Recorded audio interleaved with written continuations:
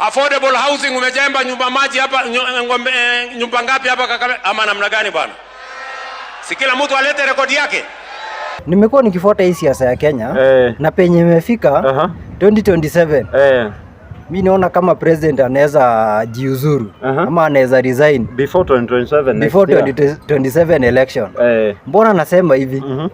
Kumekuwa sijui kama ni mimi naonaga ama na overthink.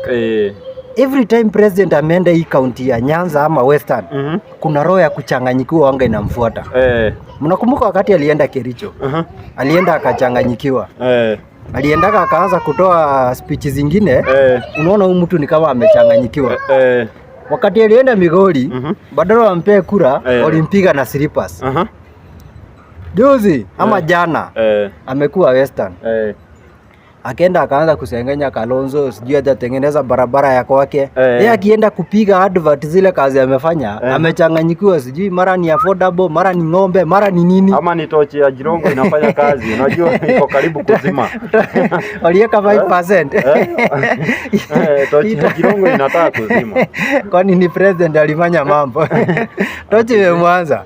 So, alafu unaona Wajaluo, Oburu Odinga amesema chama cha ODM haiwezi uzwa na tunasimamisha candidate 2027. So ile kura yenye Ruto alikuwa anatarajia atapata kwa Wajaluo, hiyo ni avieta. Hiyo ni avieta.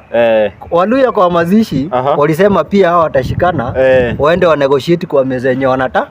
Hiyo ni avieta ingine. Stronghold ya William Samuel Ruto ilikuwa Mount Kenya. Hiyo ilimpea 3.5 million votes. Hata hajaipewa na kaunti nyingine hivyo. Saa hii Mount Kenya imemtoka. Wewe unadhani amebaki na nani? Amebaki na Faruku Kibet na sijui Oscar Sudi na kina Joho na najua pia watamtoka. Lakini sinaona watu wengine wa ODM wanataka kuungana na serikali, wengine wakipinga wataki kuungana na serikali, ODM ijisimamishe. Huo mvutano huwezi haribu kura zaidi ya nini ya Nyanza. Wacha nikwambie. Nyanza huwezi simama na UDA. Nyanza kama wana support ODM, huwezi simama na UDA. Kama wakusupport.